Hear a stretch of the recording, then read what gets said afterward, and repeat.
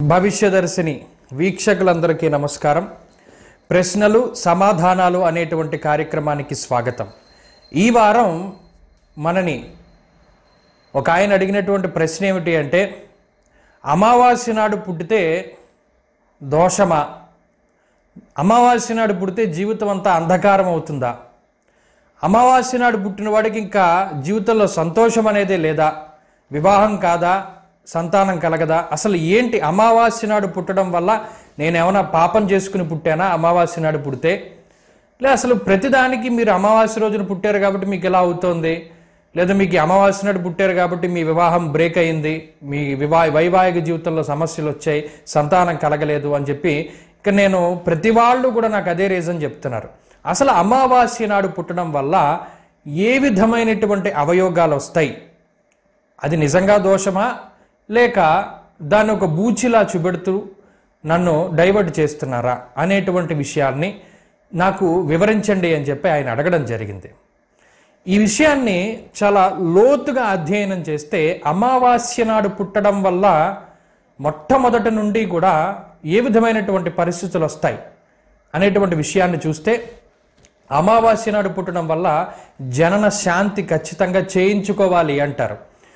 మనకు ఉన్నటువంటి 27 నక్షత్రాల్లో 18 శాంతి నక్షత్రాలు, 9 మామూలు నక్షత్రాలు. ఇంకా 9 ఏంటి అంటే వాటిలో పుడితే శాంతి అవసరంలా. మిగతా 18లో పుట్టినప్పుడు కొన్ని పాదాలకి శాంతి చేయించుకోవాలి, లేదా కొన్ని నక్షత్రాలకైతే పూర్తిగా శాంతి చేయించుకోవాలి.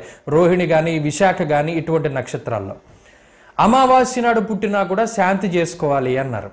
అయితే ఈ అమావాస్య నాడు పుట్టినప్పుడు చాలా విషయాలని జ్యోతిష్ శాస్త్రం రీత్యా మేము పరిగణలోకి తీసుకుంటాం. ఉదాహరణకి అమావాస్య అంటే చంద్రుడు తన యొక్క కళలని పూర్తిగా కోల్పోయేటువంటి రోజు. అంటే ఆ రోజు అసలు చంద్రుడు కనబడ్డు. సూర్యుడు తన యొక్క కాంతి చంద్రుడి మీద ప్రసరించదు. ఏదైనా సరే ఈ భూమికి కాంతే కదా ప్రధానము, జ్యోతిస్వరూపమే ఏది చూసినా. సూర్యుని యొక్క కాంతి చంద్రుడి మీద పడితేనే ఆ చంద్రుడు మనకి కనబడతాడు. సూర్యుని యొక్క కాంతి పడనటువంటి రోజు అమావాస్య. తత్ఫలితంగా చంద్రుని యొక్క కిరణాలు అంటే ఆయన తాలూకు రిఫ్లెక్షను భూమి మీద ఉండదు. తత్ఫలితంగా చంద్రుడు మనఃకారకుడు అని మనం చెప్పుకున్నాం. చంద్రుడు కేవలం మనసుకి మాత్రమే కాదు, మనఃపుష్ప సుగంధ మాత్రోదకే ఎత్కించద్ కావ్యాది మాతృకారక చంద్రహ అన్నారు. సుగంధ ద్రవ్యాలకి, నదీ జలాలకి, సముద్రాలకి, సముద్రంలో ఆటుపోట్లకి, మన బ్లడ్ సర్క్యులేషన్కి, రక్తానికి, అలాగే సుగంధ ద్రవ్యాలకి, వనమూలికలకి, వీటన్నిటికీ కూడా చంద్రుడు కారణం. అలాగే మాతృకారకుడు చంద్రుడు. చంద్రుడు మన యొక్క జాతక చక్రంలో చతుర్థ భావానికి కారకత్వాన్ని వహిస్తారు. అలాగే మాతృకారకుడు. అమావాస్య నాడు పుట్టినప్పుడు కొన్ని విషయాలను లోతుగా మేము అధ్యయనం చేస్తాం. ఉదాహరణకి దగ్ధరాశులు అనేటువంటి ఒక కాన్సెప్ట్ ఉంటుంది. ఇది చాలామంది పట్టించుకోరు.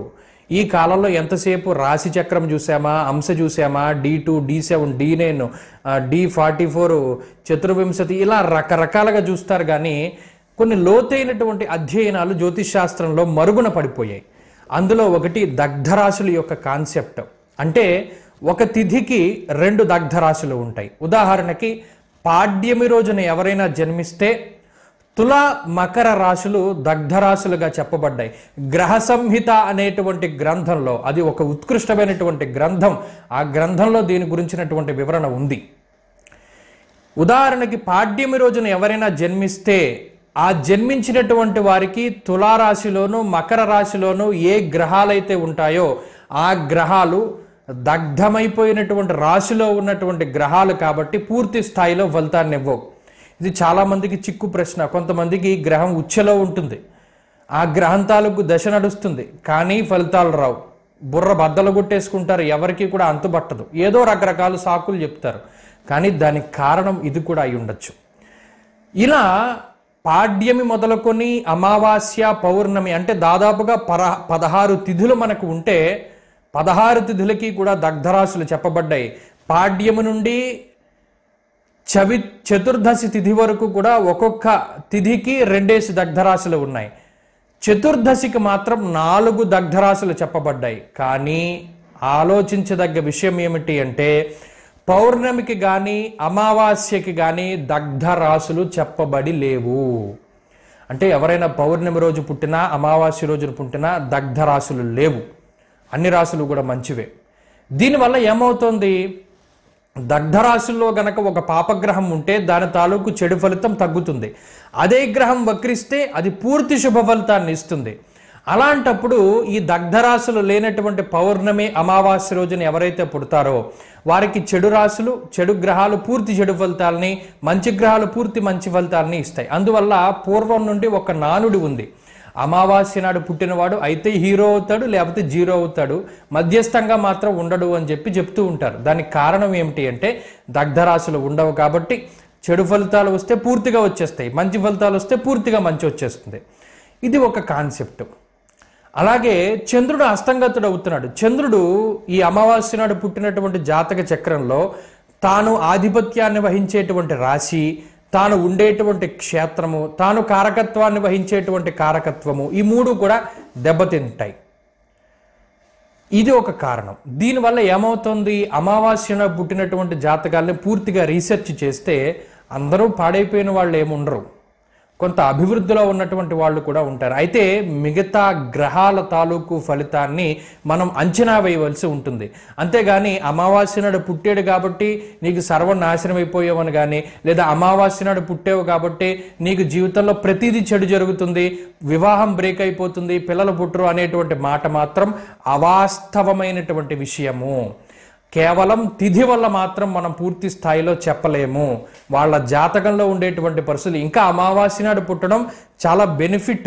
వాళ్ళకి దగ్ధరాశులు లేవు, తత్ఫలితంగా ఒక గ్రహం పూర్తిగా ఉచ్చలో ఉన్నా యోగిస్తూ ఉన్నా వాళ్ళకి దగ్ధరాశులు లేనటువంటి కారణం చేత ఆ గ్రహం ఇంకా అనుకూలమైనటువంటి ఫలితాలు ఇస్తుందే తప్పితే ఈ అమావాస్య నాడు పుట్టడం అన్నది ఒక దోషం కింద పరిగణించకండి. కానీ ఈ అమావాస్య నాడు పుడితే జనన శాంతి మాత్రం చేసుకోవాలి. ఎందుకంటే మనం చాంద్రమానాన్ని నమ్ముకుని ఉన్నాం కాబట్టి చంద్రుడు అసలు కనబడినప్పుడు ఆయన తాలూకు చెడు ఫలితాలు మన మీద రాకుండా ఉండడానికి, ఆ చంద్రుని యొక్క కిరణాలు ప్రసరితం కాకపోయినా కూడా మన మనసు ఏ విధమైనటువంటి ఈ ఉద్రేకాలకి వాటికి లోను కాకుండా ఉండడానికి కొన్ని రకాలైనటువంటి మంత్రాలతోటి తచ్చాంతి చేస్తారు. కాబట్టి జనన శాంతి కంపల్సరీగా చేసుకుంటారు. ఆ తదుపరి విషయాలు మాత్రం పూర్తి జ్యోతిష్యపరంగా చూడాలి తప్పితే ప్రతిదాన్ని అమావాస్య నాడు పుట్టాడు కాబట్టి ఇలా జరుగుతోంది అనడం మాత్రం చాలా తప్పు అయినటువంటి అంశము. కాబట్టి ఇది అమావాస్య గురించినటువంటి విశ్లేషణ. ఇంకా చాలా లోతుగా ఉంటాయి. మనం జ్యోతిష్యంలో ప్రతి విషయాన్ని కూడా చాలా లోతుగానే అధ్యయనం చేయాలి. కేవలం ఒక గ్రహం బట్టో, కేవలం ఒక నక్షత్రం బట్టో, రాశి బట్టో మాత్రం ఫలితాలు ఉండవు. చాలా డీప్గా దాన్ని అబ్జర్వ్ చేయాలి. ఇప్పుడు ఈ చంద్రుని బట్టి చూసుకున్నప్పుడు అమావాస్య రోజున రవి దగ్గరలో ఉంటారు కాబట్టి చంద్రుడికి కొన్ని యోగాలు పడతాయి. వేసి వాసి యోగమని, కేమద్రమ యోగమని, లేదా ఇలా కొన్ని యోగాలు ఉంటాయి. ఆ యోగాల్లో కొన్ని మార్పులు కానీ, లేదా చంద్రుని బట్టి కొన్ని యోగాలు ఉంటాయి, అధియోగం కానీ, ఇలాంటి యోగాలు పట్టినప్పుడు వాళ్ళు విపరీత రాజయోగాల్లో ఉండడం అన్నది జరుగుతూ ఉంటుంది. కాబట్టి ఆ చంద్రుడికి అంత ప్రాధాన్యత ఉంది కాబట్టి అమావాస్యకి సంబంధించినటువంటి విషయాల్ని చాలా కూలంకషంగా చూడాలి. కాబట్టి అమావాస్య రోజున పుట్టినటువంటి జాతకుల్లారా భయపడకండి, బాధపడకండి, క్షుణ్ణంగా పరిశీలన చేయించుకోండి. తశ్శాంతి చేసుకోవడము లేదా అసలు మన పరిస్థితిని తెలుసుకోవడం ద్వారా మరింత మెరుగైనటువంటి ఫలితాలని పొందగలుగుతారు. స్వస్తి.